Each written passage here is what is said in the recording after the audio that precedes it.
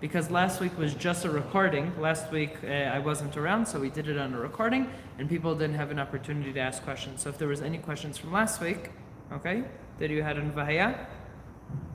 No? It was all clear? Wonderful. Okay, so we're going to start with Vayomer.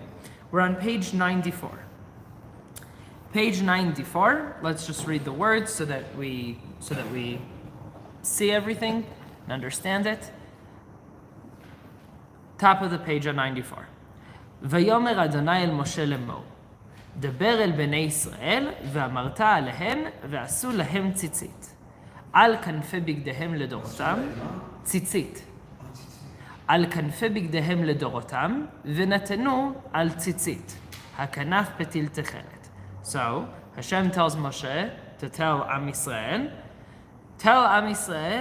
that they should have tzitzit on the corners of their clothing. Okay, so on the corners of their clothing, they should have tzitzit. It's in the corner. One of them should be tchelet, a light blue. והיה לכם לציצית, וראיתם אותו, וזכרתם את כל מצוות אדוני, ועשיתם אותם, ולא תטורו אחרי לבבכם ואחרי עיניכם, אשר אתם זונים אחריהם. And this will be as the mitzvah of tzitzit, and you will see it, and you will remember all of the mitzvot, all of the commandments, and you all of Hashem's commandments, and you will do them, and you won't go astray following your heart and following your eyes that are taking you astray. למען תזכרו ועשיתם את כל מצוותיי, והייתם קדושים לאלוהיכם. So that you will remember and you will do all of my commandments, and you will be pure and holy for your God. And then it changes the topic. אני אדוני אלוהיכם, אשר הוצאתי אתכם מארץ מצרים להיות לכם לאלוהים, אני אדוני אלוהיכם. I am your God, who is taking you out from Egypt to be your God. I am your God. Okay? And then it ends with emet, which is like saying amen. So now let's start breaking down. This parsha of Shema has three different names. Either Vayomer, okay, the parsha of tzitzit, or the parsha of remembering Yetziat Mitzrayim, remembering leaving Egypt, okay? Remembering the Exodus. So we can look at it from very, very different points of view of how we're going to read it. But the first question is, the other two parshas of Shema were very easy for us to understand, because it says, and you have a mitzvah to say this every day, when you lie down and when you get up, right? So we talked about this last week and the week beforehand, that it says, B'shochbecha uvkumecha, when you are lying down and when you're standing up. And it mentions it in both of them. So we connect those two things of Shema. Okay, the first one and the second one.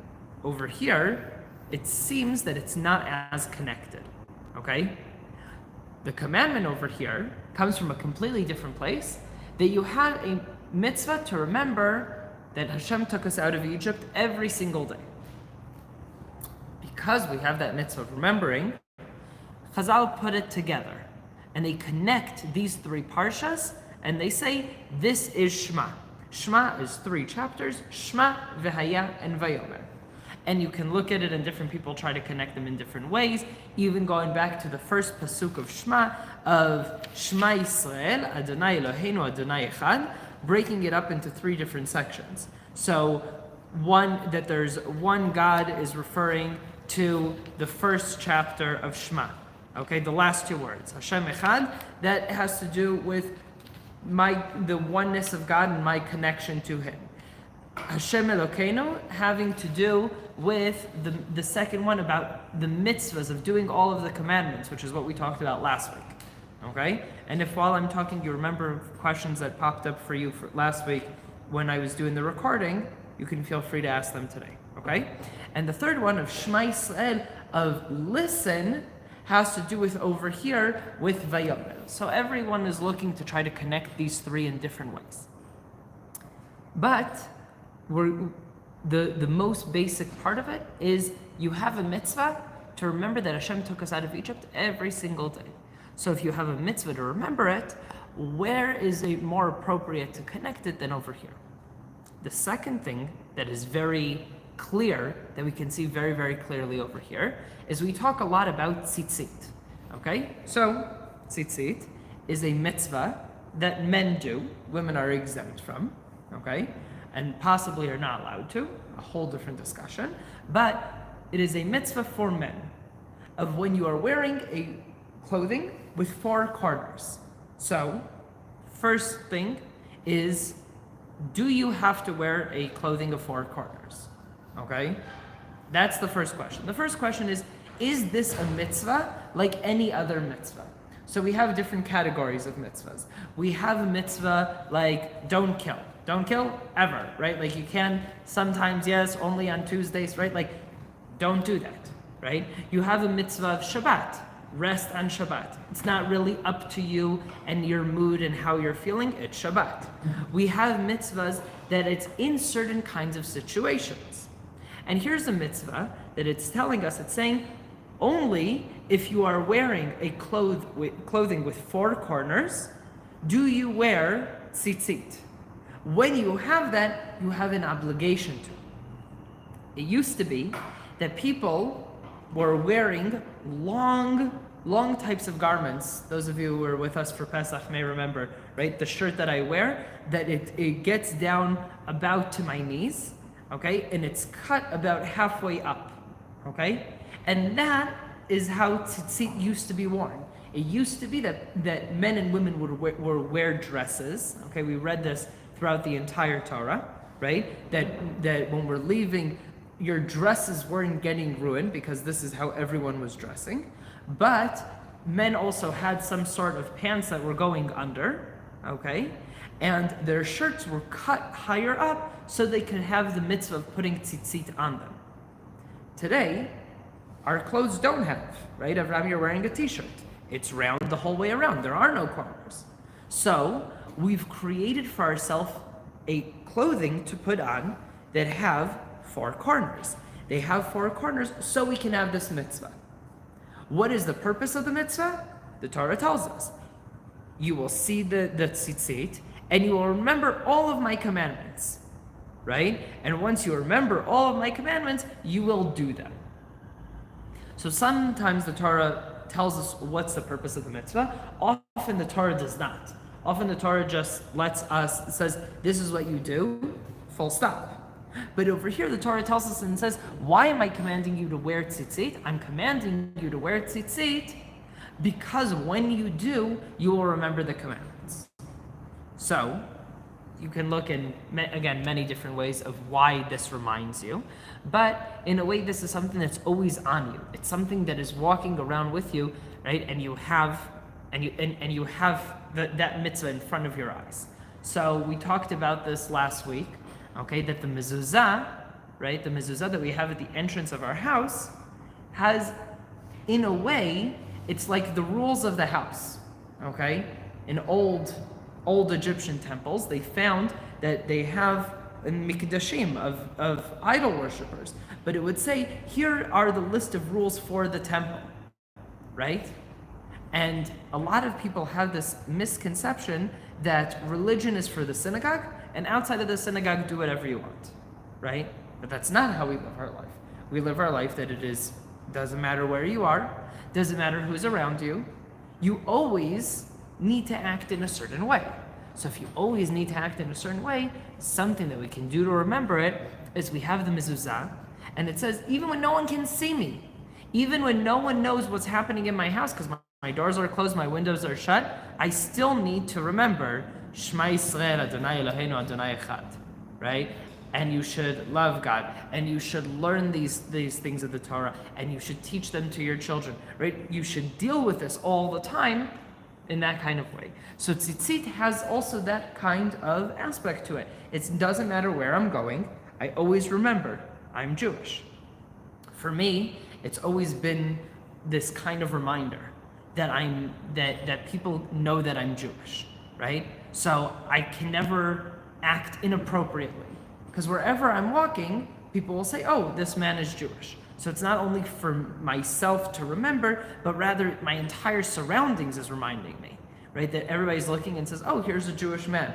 If I went and did something inappropriate, people will go, oh, that's not okay, right? So it's some way of, for me at least, that's how I look at it. It's like I'm keeping myself in check by doing something that is external. Sfaradim tuck their tzitzit in and say this is a personal mitzvah. It's for me, for my reminder, and they don't walk with their tzitzit out. They walk with it, they tuck it into their pants. Okay, so it's more common that you'll see Sephardic men that they don't walk with their tzitzit outside. But Ashkenazim tend to walk with it around like that. So another reason for tzitzit reminding you of all the mitzvot is how many mitzvot do we have? 613, right? 613. So if we talked about this of there's something called gematria, okay? The number value of the letters, okay? The number value of the letters of tzitzit is 600. Tzadik is 90, Yud is 10, Tzadik again is 90, Yud again is 10, and Taf is 400, okay? So altogether that's 600. And then I have 8 strings on each corner, okay? I have 8 strings, and I have 5 knots. So when you're looking at the tzitzit, okay, you see that there's a lot of loops around, but there's only 5 knots. 1, 2, 3, 4, 5. Everything else is different ways of looping it, but 8 plus 5 plus 600 is 613.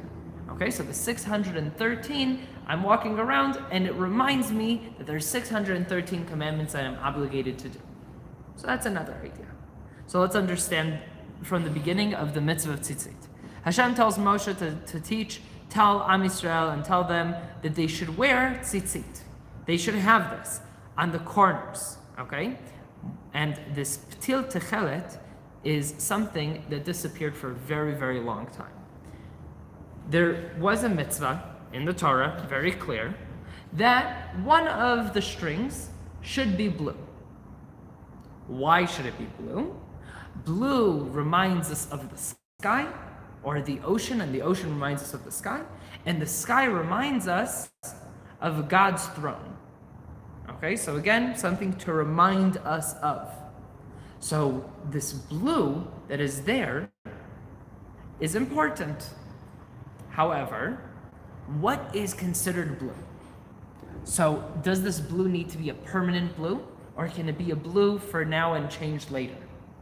And there used to be a way that people would produce this blue from this type of snail. And then this way of making tchelet disappeared completely from the world after the destruction of the temple. And people did not know how to make this. A few hundred years ago, it started to resurface that people are making this blue dye, but they were making it from other things that eventually, when it oxidized just over time, it became purple. And there's full-on discussions of, is this blue also kosher for tzitzit? Okay? So technically, tzitzit can be in any color that you want. Okay, you can have rainbow tzitzit. You can do whatever you want with the colors of tzitzit. Okay, there's a few exceptions to it, but the tzitzit needs to be the same color as the beged, as the fabric itself. Okay, or white and blue. Okay, so our tzitzit are green. The strings themselves are green. There's no problem with it. But you can't have blue that's not the proper blue, okay? And there's a few other opinions about not having black and not having red, not having gold, very specific colors that you're not supposed to have, and arguments about that. But the tzitzit are supposed to, there's this importance for a blue. Not so long ago, they found in an archaeological dig, they found tzitzit from the time of the Second Temple, and next to it, inside this cave that they found all of this, they found snails. They found the snail shells, and they figured out what kind of snail produces it, and they found it in the Mediterranean, and they had people go and start collecting again, and figured out the process. And recently they started making this kind of blue again. And this blue, even 2,000 years later, this blue stays. Okay, it doesn't disappear, it doesn't change color. It's very, very powerful. My great-grandfather, we have his talit. And you can see the blue that he had on his talit was not the proper blue. It became purple after a while, right? So this is something that there was, as soon as there's something that's very expensive, you're gonna have knockoffs. You're gonna have people who are gonna try to sell, a cheaper version of the same thing, and for a long time got away with it. And there's a very big discussion because people weren't sure, is it the right blue, is it not the right blue? And right now, there's a lot of people who are saying that this is something that you should do if you can afford it. However, because this blue is very expensive and rare, the price is very, very expensive, you have no obligation to do it, okay? It's not like, don't go and buy the blue strings if you can't afford other things, right? The mitzvah is the mitzvah of tzitzit. So the mitzvah of tzitzit, the basic, is just with the white strings. But if you could afford, then it is good to have blue ones. Some people will only have it for Shabbat or something, so it doesn't get ruined. That was just a small detour. So the type of blue that is considered what's called tchelet, okay, comes from a very specific snail that can be found in very, very specific places. Yeah. So you can't use anything to make this kind of blue. So if I just have a white tzitzit, I can't just come and paint one. You can't just dye it. There's a lot of discussions about what you are allowed to use and not allowed to use. And it could be that there is a cheaper way of making this kind of blue more permanent. And we'll see. This blue doesn't disappear. If I left this out in the sun, for 100 years, it would stay the same. It's very, very, very strong. So that was a little detour just on the tchelet because there's a lot of interesting things, research that's happening about it now. Okay, yeah. These snails have never been discovered. We can only wear it. The what? The snails that produce the printer. What's the question? My question is, Yeah. since these snails are home, Yeah. they cannot be reared and probably start using it to dye the... So they are. They're farming them now. They're farming them now to create more. They're actually looking in new places right now. They're like the company that's doing it in Israel started reaching out to to shoremen all over. Like one of them was in the area. He came to talk to me. He went to Mombasa to look if this snail could be found over here. If it could, then how do we get it, right? Like it's a very, very big process, but very, very cool, very interesting things. Okay? Yes. But they did. That was exactly it. They did. This type of blue. Right. They made this blue from the snail. Okay, אז ידעו לעשות את הצבע כחול מהסנל הזה. Yeah. אוקיי. אבל זה לא בגלל There were many types of blue at that time as well. Okay, you have other colors that were made from plants and made from other things, from squids. There's certain things that so we'll see what ends up happening. I haven't been very invested in like this entire production of the tchelet, but it could be that the answer that they're gonna find is there is a type of blue that we can make synthetically that could work from a halachic point of view. קשה לי להאמין שלפני 2,000 שנה הלכו לחפש איזה כחול שדווקא עשו את זה מהסנל הזה. They did. They found it in archaeological digs, though. אני אומר שמצאו, כי שבדקו איך לעשות כחול, מצאו שמהסנל הזה אפשר לעשות כחול. אבל אותו דבר, אם היו מוצאים משהו אחר. It's discussions that are brought up way beforehand of what you can use to make this type of blue. But we'll see. There's books that are written about it if you're interested. Okay, so it continues, the parsha continues and it tells us, it says you'll remember all of the mitzvot and you won't go astray and follow your heart and your eyes that are leading you astray. Okay, so there's the problem that we have is a constant problem is our mind wants us to do one thing, our heart wants us to do something else. Okay? Our neshama wants us to do one thing, our nefesh, behemit, our desires want us to go and do something else. So over here, the way the Torah refers to it is your eyes and your heart are taking you astray. They're taking you to a place where they're saying, come look at this, come do this, come want this, and taking you off the right path. And every time when your eyes and heart are pulling you somewhere, you will, while you're going, you'll see your tzitzit, and it will remind you of the mitzvot, and that's going to be what's going to stop you. Okay, something physical that's in front of your face. And leman tizkeru. And because of this, you will remember, and you will do all of the mitzvot, and you will be pure. You will for God. And then we get into Yetziat Mitzrayim. So Yetziat Mitzrayim is a very interesting topic. We have Hashem takes us out of Egypt, and we have a commandment to remember it. We actually have commandments of remembering certain things all the time, but the main one that we remember is remember that Hashem took us out of Egypt. We say this when we make Kiddush, we say this every day in Shema, we say this in Birkat HaMazon when we're finishing eating. So it's clearly a very important part of our identity. Why is it very important? Because Hashem took us out of Egypt to be able to worship Him, right? We're not able to understand worship until we were enslaved. And once we're enslaved and freed, now we are free to worship God. You have a commandment to remember this. The Torah gives us a few different reasons in different places. Remember you were slaves, don't treat people this way. Remember you were slaves, I freed you, this is what you owe me, this is the relationship. So there's a lot of them.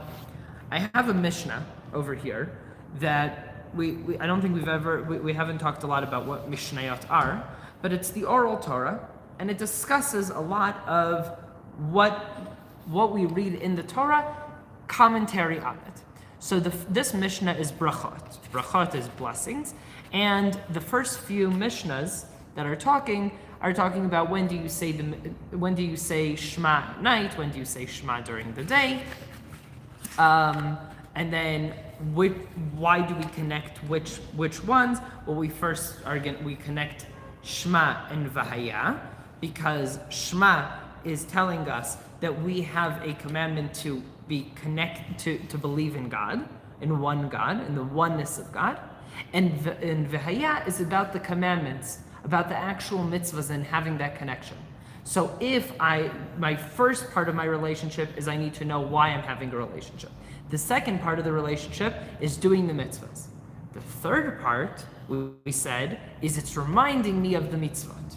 But there is a question of, can I say Vayomer at night? Vayomer at night. So, it says over here, you will see your tzitzit and you will remember. Because it says you will remember, and you will see them and you will remember, there is an assumption that when do people see things? Only during the day. At night, it's dark, you can't see things. The Mishnah repeats it over and over again that at this point I can't see. So when the Torah is telling us, and you will see them and you will remember and you'll do this because I took you out of Egypt, all of this is connected, and therefore you should only say the 3 parshas of Shema only in the morning, at night only 2. Okay? So this is not what we do, but this is a discussion. So here's how the Mishnah works. This is Brachot, the first chapter, the 5th Mishnah. Mazkirin Yetziat Mitzrayim Balelot. The halacha is that we do say the 3rd parsha of Shema at night. Amar Rabbi Elazar ben Azariah. Rabbi Elazar ben Azariah says, Harei ani kiven 70 shana. It's like I am 70 years old. ולא זכיתי שתאמר יציאת מצרים בלילות. Does this sound familiar a little bit? We read. Very good. We say this on Pesach. Why? So we say it on Pesach. The story is that there was a big fight amongst the different rabbis of who was going to lead the Sanhedrin, the head of the rabbinic council, and they couldn't decide. There were a lot of really good candidates that were old, and none of them, there was too much politics between them. And they said, we're going to take a third candidate, Rabbi Elazar ben Azariah, but he's only 18 years old. And there's a problem. He's 18, everybody else here is 70, 80 years old. No one's going to listen to them. So when he accepted the job, it says that he prayed and he says, please Hashem, make that they'll take me seriously. And that night, his beard started to go gray. So he would look a little bit older. So he says, it looks like I'm 70 years old, right? It looks like I'm 70 years old. But in my time, I didn't have the honor that we will say the third chapter of Shema at night. Until this rabbi named Ben Zoma, okay, Shimon Ben Zoma, and he comes and he makes a explanation of this pasuk, the pasuk that we learn, that we need to say the third chapter in all. It says, "Leman tiskor yom tzedcha me'eretz Mitzrayim kol yemei chayecha." So you'll do this so that you will remember that Hashem took you out of Egypt your entire life. Okay? Yemei chayecha, the days of your life. This means your days, during the day. Kol yemei chayecha, the word kol, every, that means also at night. So this is part of how the Mishnah is discussed, is if it wanted to say just the days, it would say, you should remember that Hashem took you out of Egypt during your days. But because it added this word kol, all of your days, so what is all? So he says, your days means the morning. But the all, what does it add? That one word that could have been left out, what does that add? It means for the night. Before he said this, Chachamim, all the other rabbis understood Yemei Chayecha, okay, during this time. Kol Yemei Chayecha, even when Mashiach comes, even when we are redeemed again in the end of times, we will still mention Shema, okay? So up until then, everybody understood until he got up and said, no, here is what this means. And then it was agreed upon that this was that opinion. But Chachamim come and they say something very interesting. They say like this: it is not talking about the nights, right? It should be very simple. We read it, it makes sense. It's talking about when Mashiach comes. However, later on in the Gemara, and the Gemara discusses the Mishnah, it is the continuation of the oral Torah. They say, but when it says that when Mashiach comes, that redemption will be so great, we won't even remember that we left Egypt. It will be dwarfed in comparison, right? The miracles that will happen are so great, right? Let's even get personal for a second. And you can leave the strategic parts aside, they clearly play a place, right? But the beginning of the war, we lost in the beginning of the war by terrorists on motorcycles and tractors. And now we captured the Hermona Heights in Syria without shooting a single bullet, okay? When in 14 kilometers, areas that we haven't had since the Yom Kippur War 51 years ago, right? Like that. In a day, suddenly we have the Hermon, right? It's insane. And you can look at it and say, oh, there's a strategy here, and there was this, and there was all of this connects into miracles that are happening, right? Obviously, we have our part to play, but there's still amazing things that are happening over here. Okay? No, that's exactly the point. Is people when they look at what's going on now, they go, of course, our army is so strong. And you go, really, our army is so strong and our intelligence are so amazing. What happened on the 7th of October, right? So it shows you that you can be very, very full of yourself and say, it's our army, but then you remember the 7th of October, you remember what happens when it's just our army. And then things like that happen.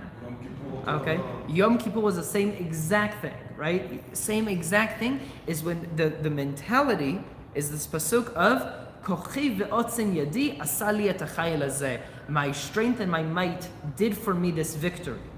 God is not part of the equation. When will you say that? When you get full of yourself. When you start succeeding and you go, I did this by myself. Okay?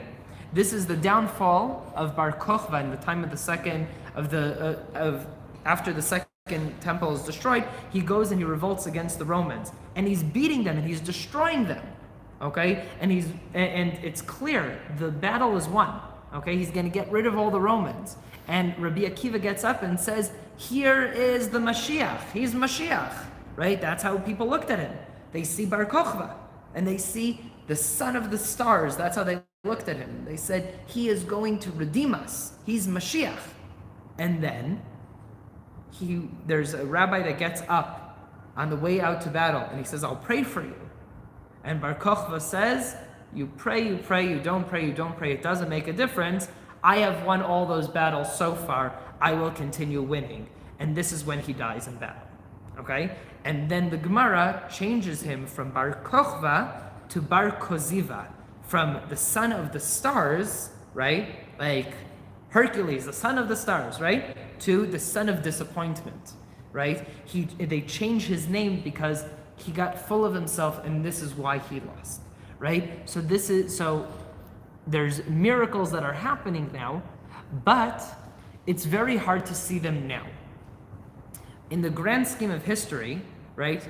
It's been a blink of an eye since the Holocaust, right? If you were to write down history, you don't write down everything that happens every single year, okay?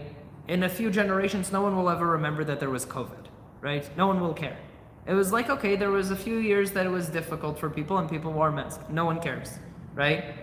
How much information do you know about different plagues that happen? There's 1 or 2 that killed millions of people, destroyed half the world's population. You remember them. How many conquerors do you remember, right, off the top of your head that go into... You remember the ones who destroyed the world, that conquered the world. There's very, very specific ones. But in the grand scheme of history, we've had, a lifetime, 70 years, 80 years of history now, out of the 5,000 years of what we're documenting, okay? It's nothing. So it's very hard for us to realize the size of these miracles. But he says like this, Chachamim look at it and they say, clearly, we will still say Shema, we'll still say Vayomer, even when Mashiach comes, even in the time of Mashiach, we're still going to say it. How will we know that it's the time of Mashiach? 2 things. Number 1 is that Jews are coming from around the world back to Israel. We have that. And the second thing is that we have an Israeli government. When we have, again, leadership over the land of Israel. It says, this is how Chachamim, according to this Mishnah, understand the days of Mashiach. Okay? As soon as we have ownership over the land, governance over the land, and Jews are coming back from all around, so we're still going to say it. And the truth is that our great-grandchildren will read these stories like how we read the Exodus from Egypt, okay? They will read it and not understand how we didn't see these miracles, okay? Because when you're over here, okay, the Gemara tells us, it says, En bal hanes makir ben niso. The person who the miracle is happening for doesn't recognize that it's a miracle, right? You swerve, a truck was supposed to hit you, it's missed, you go, whoa, that was lucky, right? You don't realize what a miracle it is. You come back and you tell someone, they go, oh my God, that was a miracle. You go, oh, that was, right? I shouldn't be standing here today. That was a miracle. So as a generation right now, we're looking at, we don't realize how amazing everything that's happening, that we have a state of Israel after 2,000 years of exile, okay? That we have Jews that are coming back from all over, that we have Jews that we have from the tribes, from the 10 tribes coming back, right? When the Ethiopian Jews came back, that was a massive step of, wow, something's changing in the world. Now they're coming back and we're gonna have something different, right? That's incredible. So all of that is happening, and now we're in this battle that, if, God willing, can end well, okay, we'll be able to look back and say, yeah, there's also bad parts, but the miracles that are happening are so amazing, okay? So our mitzvah to remember that Hashem took us out of Egypt doesn't disappear. It's when we become a nation. It's when we become, when we have that newfound connection, okay? And this is, what do I owe God? I owe God everything, because He took us out. He freed us. He created the world, right? We talk about it in different ways, but I owe Hashem everything. And now when we're in Yemot HaMashiach, when we're in the last stage of the redemption, we need to realize that, because we need to be able to appreciate now what is happening and say, wow, we're living in times of Mashiach. We're living in times of an exodus, of rebuilding, of everything. We finish it with emet, okay? The last word over there, emet, which means it is true. So when someone makes a blessing, you respond with amen, okay? Amen means emet, it is true. So when I'm finishing, I finish and I say, Hashem Elokechem emet. We talked about this 2 weeks ago, and we said if I don't have a minyan, then I say by myself, I say, El Melech Ne'eman, 3 words, okay? And if I do have a minyan, then the Chazan will repeat, Hashem Elokechem emet. That is when the Chazan repeats it. And Sfaradim, if they don't have a minyan, then when they finish saying, Ani Hashem Elokechem emet, they'll say, Hashem Elokechem emet again to themselves. Okay? Instead of El Melech Ne'eman, that is more of an Ashkenazi thing. Why do we say emet? To connect to V'yatziv, the next word. We'll talk about that next week. We'll talk about the V'yatziv and Chon and the blessings that go from after Shema into Shemona Esrei. Okay, so we'll talk about them later. But the emet is connected technically to the next blessing, not to Shema. So we are adding it in, and we do not stop. So we say Hashem Elokechem emet v'yatziv v'nachon. Okay, I'm not starting a different paragraph. I'm continuing it in. So that I'm going to finish with today. If anyone has any questions about tzitzit, about Yetziat Mitzrayim, now's the time. About Yetziat Mitzrayim, about tzitzit, any other questions? No? Okay, wonderful. Then I will see you all on Shabbat.